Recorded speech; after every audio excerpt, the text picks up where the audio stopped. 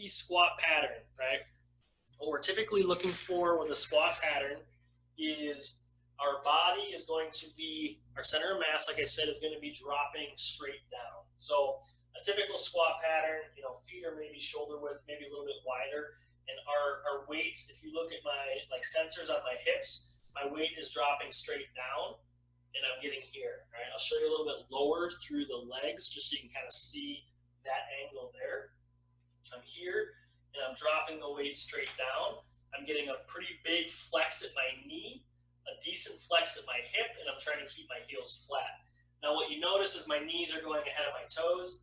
Barring any really specific knee issues, that is ideal, right? I actually want the knee to flex. I want the knees going ahead of the toes. That is kind of a common myth that when you squat, you don't want your toes going, or your knees going ahead of your toes. Because what's going to happen for a lot of us, what we're going to talk about in a second, now I'm trying to squat, but it's actually turning into a hinge, and we'll talk about that in a second.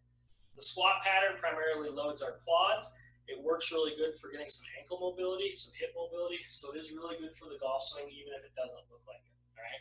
So how would I add some resistance or challenge to a squat? Okay, well, the common one is taking some weight. If you have a barbell, putting it across your back, putting it across the front. I like to start with dumbbell or kettlebell and decent weight here, and I'll hold it at my chest, all right? And we'll start with what's called a goblet squat. So the goblet is just me holding this right here. I'm getting my feet about shoulder width, maybe a little bit wider. You got to play around with that. Splaying my feet out slightly, and then just dropping that weight straight down, trying to keep my trunk tall, and then coming back up. All right, I can show you from kind of the lower half here. Feet are shoulder width, maybe a little bit wider. Toes slightly splayed out, down. On the wall, a touch there, but trying to keep that trunk straight up and down for the most part, as much as I'm able, and then coming back up. So that's kind of a traditional squat or a goblet squat. That's where we'll start a lot of people to get them, familiar with that pattern, load it up a little bit, and really work on the quad.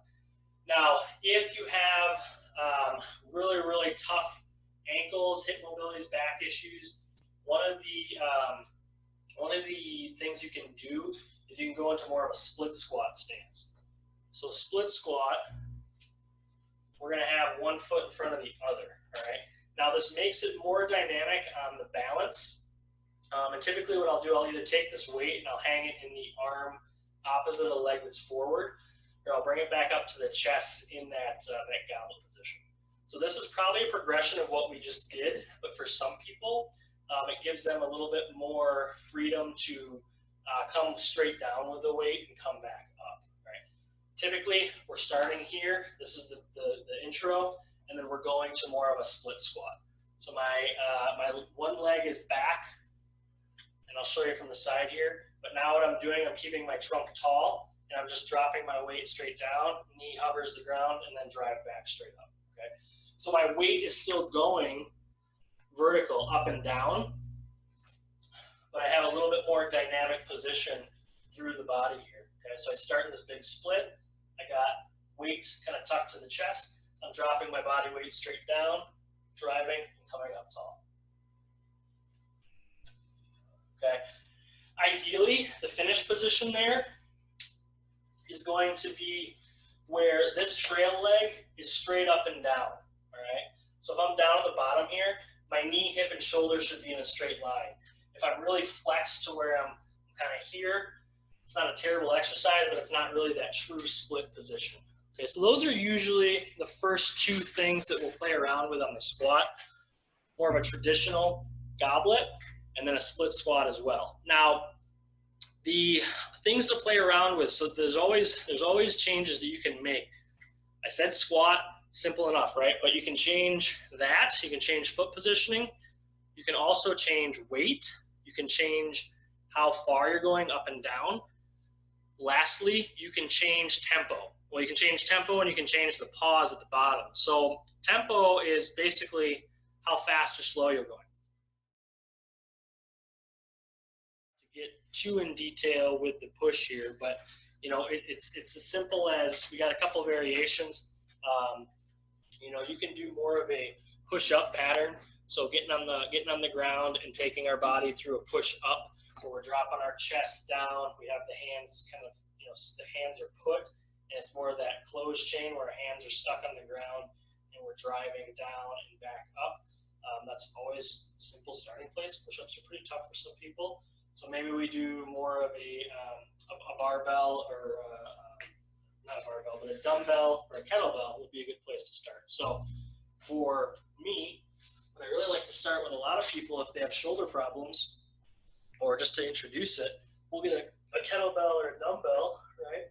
And I'll be on the ground, because what's going to happen here is as I come down, I'm only going to be able to go so far into that range so that my shoulder isn't affected, and then I can drive up from here, right? It's a really simple movement, but if I take a fair amount of weight in one arm, or both arms at the same time, but if I take a fair amount of weight in one arm, I slow lower down like we talked about, tempo, 3, 4, 5, tap the ground and drive up. That's really, really good. That's going to be safe on my shoulder. Probably not going to have a lot of pain with it. And I'm getting those variations that I want with the push. Okay. Same thing with the vertical. I might be starting sitting or kneeling, and I'm just going to take a single arm dumbbell, and I'm just going to start driving up overhead. Slow down, slow down, slow down, drive up overhead. All right. So what's great about some of these things, between a push-up or a kind of vertical press that way, we have to incorporate our core strength. So it doesn't, it's a movement pattern. Again, it's not isolating just your pec, just your delt, just your bicep, just your tricep. It's incorporating a movement pattern. And for a lot of these, we have to be able to incorporate our core to prevent the excessive movement and produce this nice base for that shoulder to operate from, okay? So that's pressing. Again, for you guys this week, we're probably going to prioritize some body weight stuff and focusing on that tempo, right? Focusing on your control and then your explosion. Can you slow lower down in a push-up? Can you take a dumbbell and slowly bring it back and then drive it forward? You can do single arm, double arm. I'd probably start with single arm just to get a little bit of that. I guess it makes it a little bit more golf specific, if you will. So we talked about the hinge, right? The hinge is, now the squat was weight going vertical up and down. Now the hinge is more hips going back. So if you put that sensor on my hip, that hip is going back, and I'm trying to keep a nice neutral spine here, okay? So this is a squat. You can actually see the displacement of my body up and down. This is more of a hinge, all right? So what are some variations that we're gonna work on? Well, one of my favorite, because it develops some good length down the back side of the body, but also some strength, is what we call the Romanian deadlift. So with that, what's going to happen is I'm going to push my hips back as far as I can, and I'm basically keeping my knees, they're not staying straight, so I'm not locking my knees out and doing this, but I'm keeping my knees right where they started, okay? Basically what that means is my shins, my lower legs, they're staying vertical straight up and down. And I'm going to push the hips back. I'm going to keep those shins vertical. I'm going as far as I can, keeping my spine neutral and loading up my butt and my hamstrings, and then coming back tall there. So that is our traditional kind of Romanian. That's what we're going to work on a lot. If we get into more of a barbell deadlift or a trap bar, which is that, if you've ever seen that one that you stand inside, you're going to have to bend your knees a little bit. So there's some variation there. And what happens is, you try to stick the hips back as far as you can, and then you bend the knees, and we're going from there.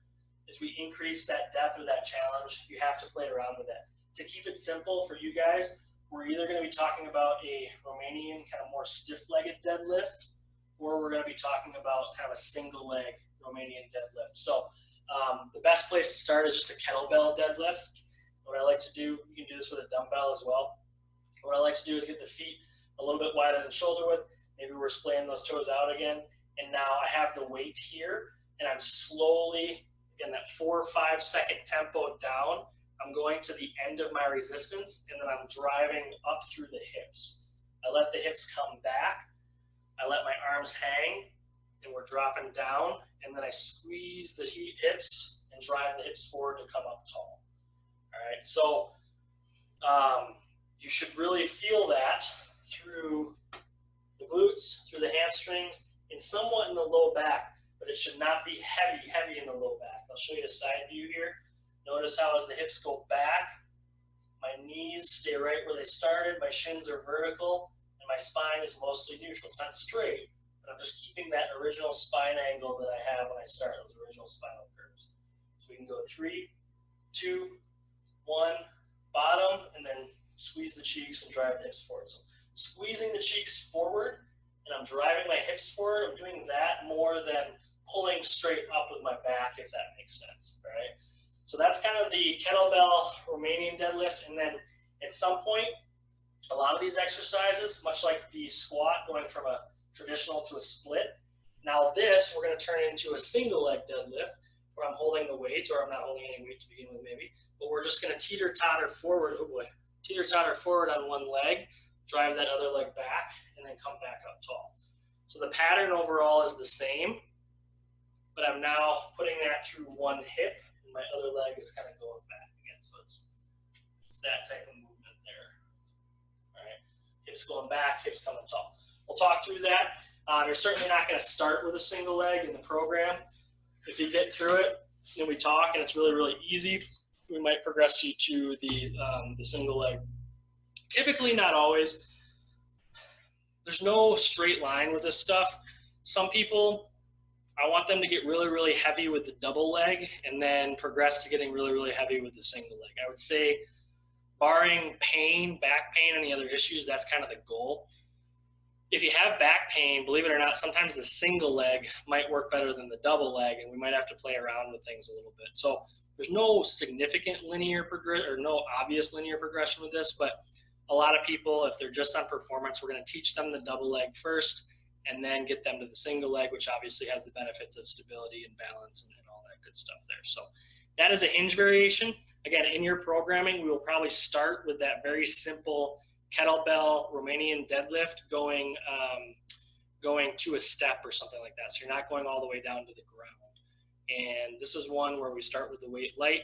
If you feel like you're having a hard time getting that form and that pattern down, then we're going to want to hop on an individual call and figure that out. So.